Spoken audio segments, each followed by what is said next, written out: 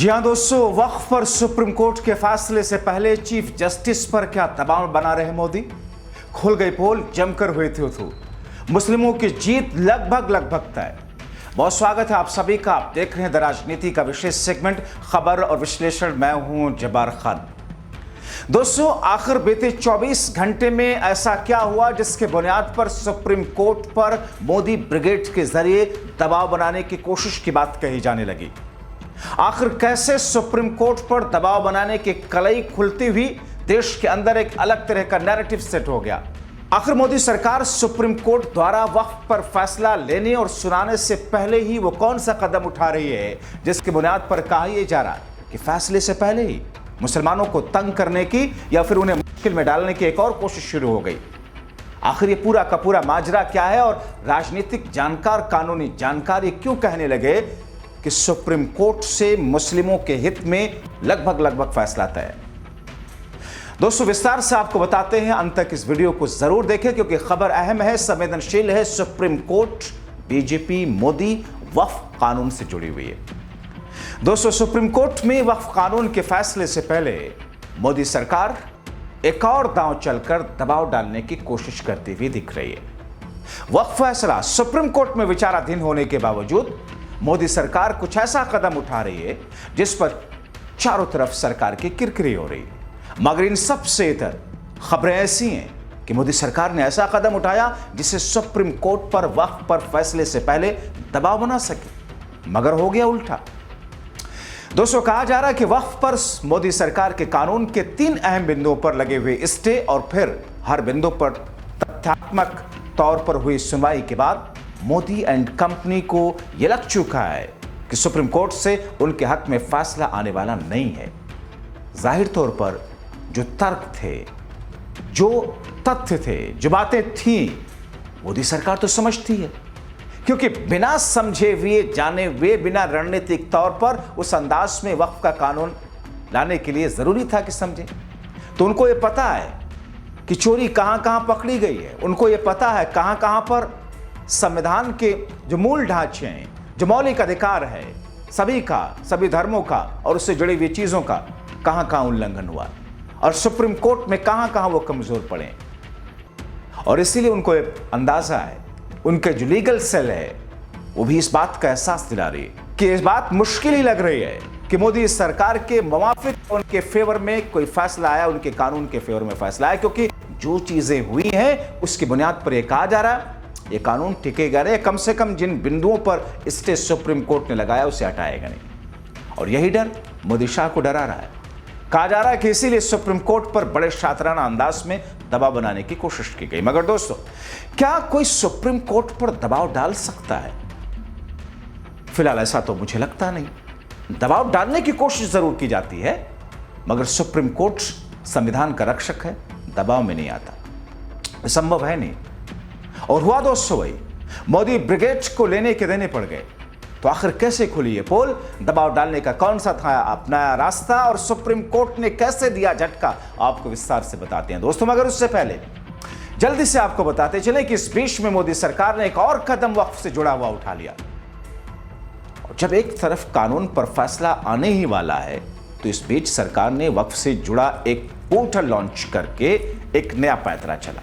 सरकार कर क्या रही है कि इन सरकार वक्फ संपत्तियों के पंजीकरण के लिए पोर्टल लॉन्च करने जा रही है, जिससे और जिसके जरिए सरकार मुस्लिमों पर यह दबाव बनाएगी और डालेगी कि वक्फ की सारी संपत्तियां जल्द से जल्द चंद महीनों में रजिस्टर करा ली जाएं और अगर कानूनी पेच पचड़े या फिर किसी और कारण वो समय पर रजिस्टर नहीं हो पाया तो फिर वक्फ की संपत्ति नहीं रहेगी। माना ऐसा जा रहा दोस्तों कि 6 जून को यानी कि एक दिन के बाद ये पोर्टल लॉन्च हो जाएगा। उम्मीद नाम रखा सरकार ने इस पोर्टल का। दोस्तों, पोर्टल पर पंजीकरण के लिए संपत्तियों की डायमेंशन, जियो टैग्ड लोकेशन जैसी जरूरी जानकारी सहित पूरा विवरण देना होगा। अब इतने पेज इस पोर्टल पर संपत्ति रजिस्टर कराने के लिए सरकार ने बनाए हैं जिसमें उलझ करके आम आदमी, अब सोचिए दूर दराज ग्रामीण इलाके में, गांव बिहड़ गांव का इलाका है जहां पर किसी के पुरखों ने कोई वक्फ संपत्ति 3 जनरेशन 4 जनरेशन पहले जिसे रजिस्टर्ड नहीं किया गया, और मान लीजिए उससे भी पहले की कोई जमीन है दी गई, वक्फ बाय यूजर है, वो उस पर मस्जिद, मदरसा, दरगाह, कोई भी धार्मिक, इस्लामिक धार्मिक चीजें या कोई भी काम हो रहा है, कागज नहीं उन पर, 300 साल 200 साल पहले की है। अब वो गांव का गरीब मजदूर, उतना ज्यादा पढ़ा लिखा नहीं शख्स, इस पोर्टल पर जिस तरीके की चीजें डाली गई हैं उसको फुलफिल कैसे कर पाएगा? और ये बात तो सुप्रीम कोर्ट ने खुद सुनवाई के दौरान कही थी कि आप कहते हैं कि वक्फ बाय यूजर सही नहीं, आपने हटा दिया। तो अगर ब्रिटिश से पहले किसी ने, मुगल के वक्त में, उससे पहले किसी ने कोई जमीन दान दी, कोई जमीन की जो रजिस्टर्ड नहीं कराया गया, तो फिर वो अब आप उसका कागज मांगेंगे, पोर्टल पर ऐसे ऐसे पॉइंट्स उसमें डाले होंगे जिसे भरना होगा और वो पूरा नहीं हो सकता तो रजिस्टर नहीं हो पाएगी। और उसके बाद जाकर के आपका अमला, आपका कलेक्टर तो वहां बैठा हुआ है, वक्फ की संपत्ति को उससे खारिज कर देगा। ये पूरा षड्यंत्र दरअसल भारतीय जनता पार्टी की मोदी सरकार का है, जिसे सुप्रीम कोर्ट ने भी पहचान लिया था। तो इस पोर्टल पर जरूरी जानकारी सहित पूरा विवरण देना होगा। यह कदम न केवल संपत्तियों के दुरुपयोग को रोकने में मदद करेगा, क्योंकि जाहिर तौर पर जो रजिस्टर्ड हो जाएंगे उसमें सरकार कुछ नहीं कर सकती, कोई एजेंसी कुछ नहीं कर सकती, और इसीलिए उनके ऊपर तो कोई हस्तक्षेप नहीं होगा। मगर रिपोर्ट्स के मुताबिक खबर है कि अगर कोई संपत्ति इस पोर्टल पर पंजीकृत या रजिस्टर्ड नहीं होती तो उसे विवादित माना जाएगा, वक्फ संपत्ति वो नहीं रहेगी। यह नियम वक्फ संपत्तियों के स्वामित्व और उपयोग को लेकर के उठने वाले विवादों को कम करने की भूमिका निभाएगा। अब देखिए दोस्तों, ऐसी ही गरीबी हटाना हो तो गरीबों को हटा दीजिए, शहर को साफ सुथरा करना हो तो गरीबों की झुग्गियों को हटा दीजिए, छोटे छोटे टूटे फूटे मकानों को हटा दीजिए, बुलडोजर चलवा दीजिए, शहर अपने आप सिर्फ ठीक ठाक मकान रह जाएंगे, साफ हो जाएगा। गरीबों को छोड़ाइए कहीं ले जाकर के काला पानी में, गरीब बचेंगे नहीं, आपके आंकड़े भी सही हो जाएंगे। कुछ इस किस्म की तथ्य रही है दोस्तों। यानी कि सरकार ये कह रही है कि विवाद कम हो जाएगा, क्योंकि जो संपत्ति रजिस्टर्ड नहीं है पोर्टल पर वो संपत्ति नहीं रह जाएगी, जो है वो हो जाएगी, तो फिर झगड़े खत्म हो जाएंगे। गजब तर्क देते हैं। ऐसी स्थिति में पंजीकरण की जो रजिस्ट्रेशन की प्रक्रिया है राज्य वक्फ बोर्ड के माध्यम से की जाएगी। इस प्रक्रिया में अहम भूमिका निभाएंगे। और वक्फ बोर्ड के लिए क्या कानून बनाया हुआ आप जानते हैं। सुप्रीम कोर्ट का फैसला अभी आया नहीं, मगर मोदी और बीजेपी का फैसला ही आ रहा है। दोस्तों, मुख्य रूप से धार्मिक, शैक्षणिक और सामाजिक कल्याण के लिए उपयोग की जाने वाली वक्फ संपत्तियां देश भर में लाखों की तादाद में, इन संपत्तियों का प्रबंधन लंबे समय से चुनौतीपूर्ण रहा है। इस पोर्टल के माध्यम से कहा जा रहा कि सरकार इस दिशा में व्यवस्थित और तकनीकी समाधान लाने की कोशिश कर रही है। सरकार की व्यवस्था, सरकार की तकनीकी क्या है, आपने पीछे 4 महीनों के भीतर आपने 6 महीनों के भीतर आपने अच्छे से जाना और सुना। जब इस कानून को लाया गया, कैबिनेट ने पास किया, संसद के दोनों सदनों से पास हुआ, और फिर जेपीसी में जाकर के किस तरीके से तिथरई की गई, आपने सब देखा।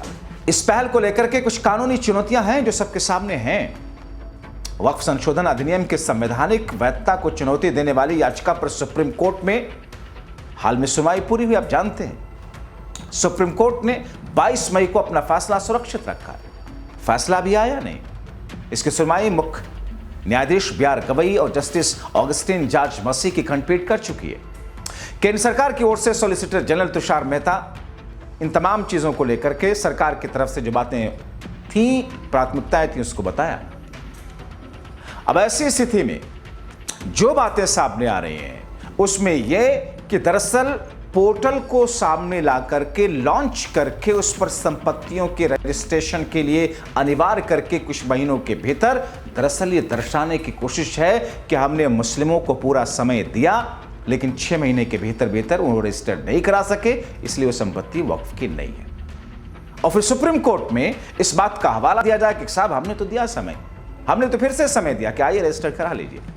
लेकिन सुप्रीम कोर्ट में जब ये बताया जाएगा कि साहब इन्होंने जो समय दिया, इन्होंने जो तकनीकी परेशानियां और मुश्किलें रखी उस पोर्टल में, जिस कॉलम्स को भरे जाने को लेकर के काफी मुश्किलें सामने आई, बहुत सारी चीजों पर, बहुत सारी स्थितियों में वो संभव ही नहीं था।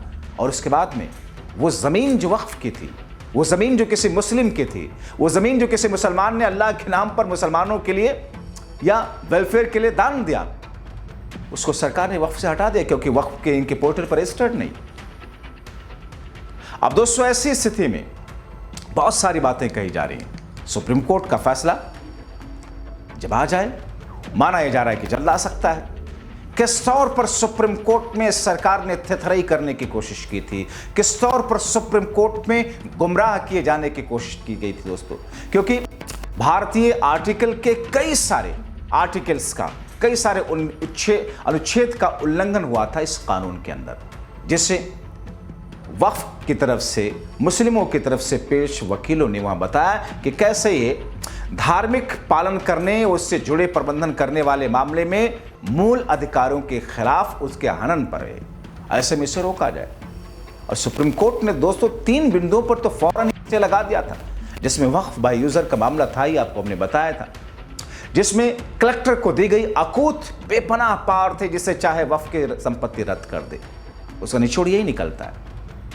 और सरकार जिस हिसाब से, जिस अंदाज में गैर मुस्लिमों के संगठनों में, ट्रस्ट में एक मुसलमान को भी शामिल नहीं करती, बल्कि अगर कोई अधिकारी, आईएएस अधिकारी, डिस्ट्रिक्ट मजिस्ट्रेट है, जिला कलेक्टर है, जैसे कि काशी में या अयोध्या में, जो कि मेंबर होगा उसका, अगर वो मुस्लिम है, बावजूद इसके कि वो आईएएस ऑफिसर है, बावजूद इसके कि वो डीएम है, मुसलमान होने की वजह से उसे उसमें शामिल नहीं किया जाएगा। सोचिए कितनी खतरनाक विचारधारा है ये। और दूसरी तरफ आप कह रहे हैं कि नहीं, मुसलमानों के वक्फ में ये सेकुलर एक बॉडी है, इसलिए इसमें सभी धर्म के लोगों का होना जरूरी है।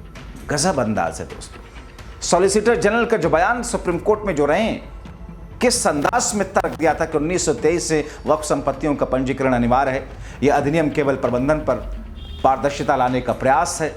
याचिकाकर्ताओं ने अधिनियम के कुछ प्रावधानों को मुस्लिम समुदाय के अधिकारों के खिलाफ बताया। जाहिर तौर पर तर्क था, कानून संवैधानिक सिद्धांतों का उल्लंघन करता है, वक्फ संपत्तियों के प्रबंधन में गैर मुस्लिमों की नियुक्ति जैसे प्रावधान पर सवाल उठाता है। कलेक्टर को वक्फ संपत्तियों से संबंधित विवादों पर निर्णय लेने का अधिकार देने का प्रावधान विवादास्पद रहा है। सुप्रीम कोर्ट ने सुनने के बाद ही स्टे किया था।